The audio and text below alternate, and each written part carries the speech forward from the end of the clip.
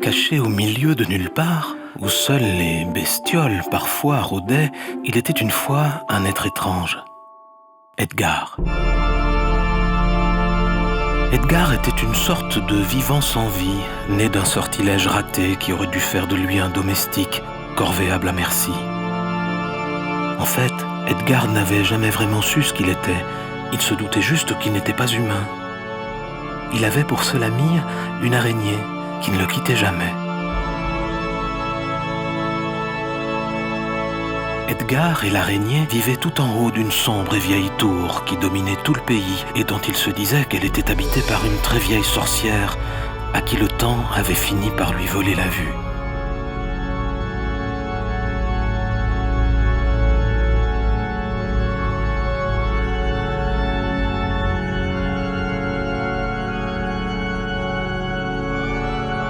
Depuis qu'elle habitait le sommet de son triste donjon, le beau temps avait disparu, car chaque jour, la sorcière avait pour plaisir d'orchestrer depuis son repère les orages et les tempêtes, en jouant de son violon diabolique.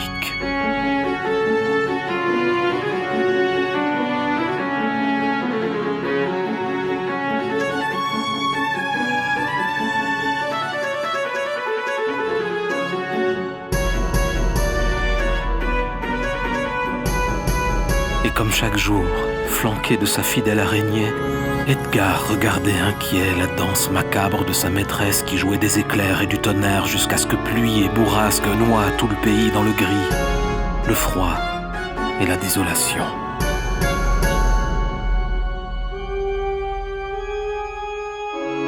L'araignée était terrifiée, et Edgar, si fragile, en était à chaque fois si secoué qu'il en perdait tantôt un bras, tantôt une jambe.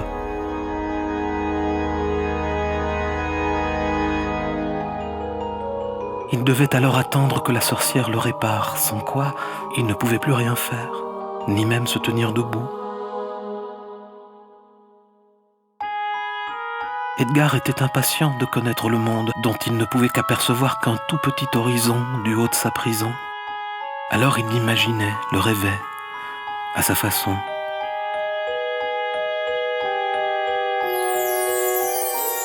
Un jour, il aperçut deux étranges créatures qu'il n'avait jamais vues auparavant.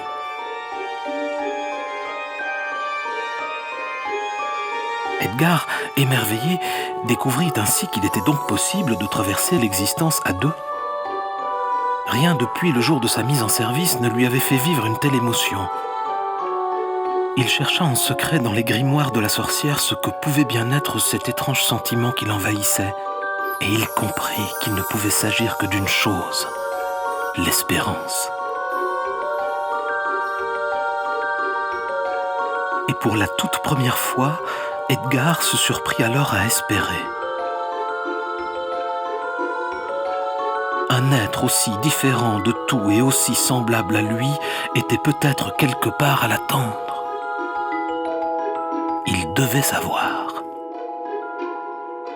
C'est ainsi qu'un jour, encore plus ivre de colère qu'à l'habitude, la vieille sorcière tomba du haut de sa tour maléfique, morte, sur le coup.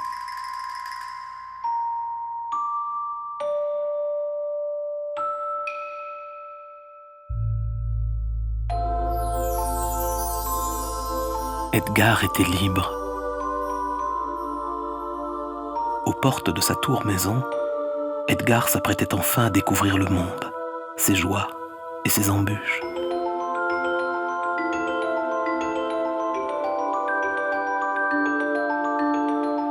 L'ami fidèle restait à ses côtés.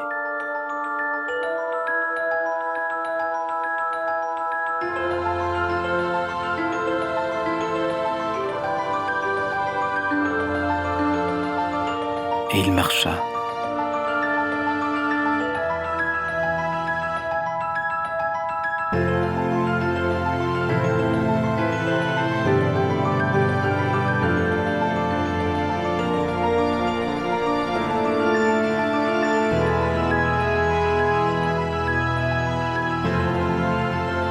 Il courut sans cesse, des jours, des semaines, des mois, comment savoir.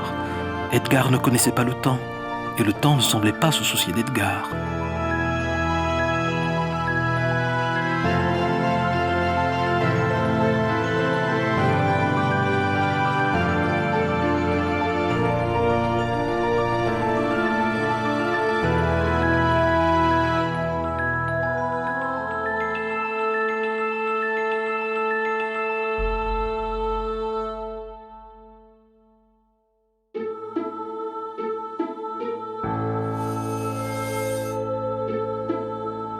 Alors qu'il cherchait un endroit où se cacher pour la nuit, Edgar découvrit à l'ombre d'une maison depuis longtemps abandonnée un bric-à-brac d'objets étranges, de vestiges insolites, d'une époque aujourd'hui évanouie et qui avait vu s'animer en ces lieux toute une communauté de petits êtres fragiles très semblables à lui.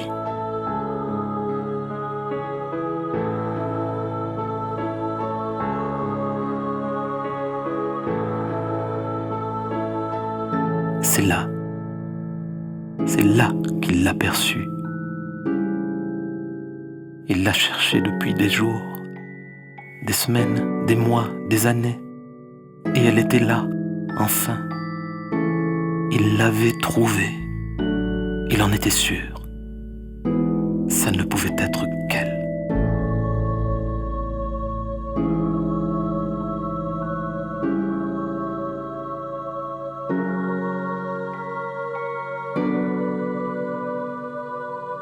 Marquée d'un chiffre 12 brodé de fil, elle serait pour Edgar la 12 demoiselle.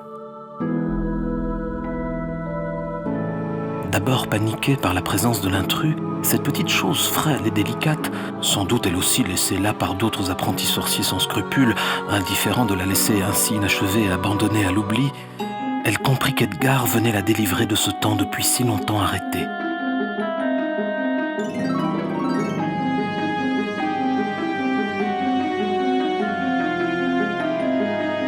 Au bout de longues heures de travail, aidé par les talents d'experte de son amie l'araignée couturière, Edgar offrit à la 12 demoiselle 2 jambes pour marcher, 2 bras pour étreindre, et encore pour vivre et danser.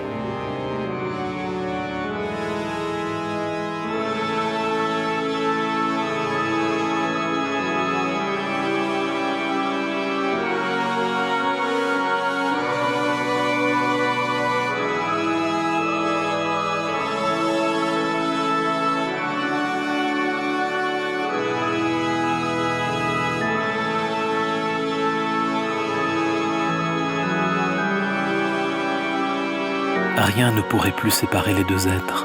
Depuis cet instant magique, ils ne voulaient plus qu'une seule chose, découvrir le monde, ensemble.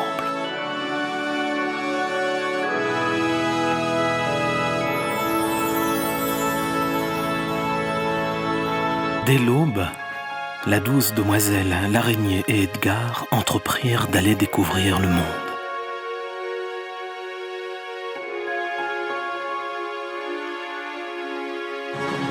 Mais lorsqu'ils s'approchèrent d'un premier village, ils comprirent très vite qu'ils n'étaient pas les bienvenus parmi les hommes. Leurs différences inquiétaient. Partout où ils passaient, ils dérangeaient et ils étaient chassés par ignorance et par crainte.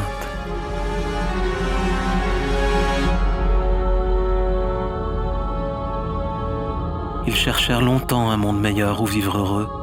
Mais s'ils ne connaissaient pas le temps passait malgré tout et faisait son œuvre, et Edgar et la 12 demoiselle s'abîmaient peu à peu. Inexorablement. Il fallait accepter l'évidence, leur corps n'était pas le meilleur allié de leurs rêves. Même l'araignée, qui n'avait jamais abandonné les 2 étranges amoureux, ne semblait plus avoir la force de leur porter secours. Edgar savait qu'en poursuivant leur quête illusoire, ils couraient à leur perte. Alors, résignés, les 3 fugitifs décidèrent de retourner là d'où ils étaient partis. Là où personne ne viendrait les juger, ni même les voir, puisqu'ils allaient redevenir ce qu'ils avaient toujours été, invisibles.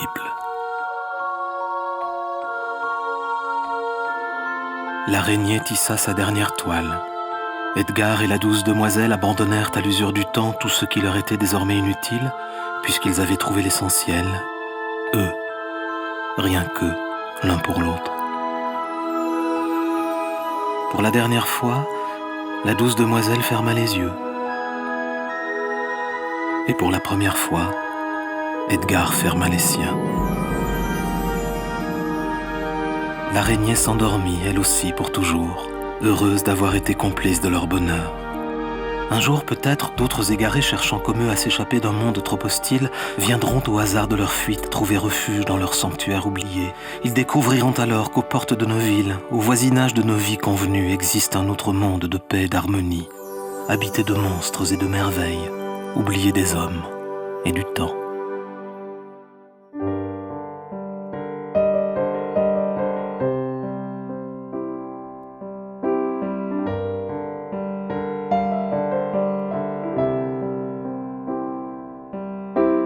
Don't be afraid of the others. You are not alone anymore.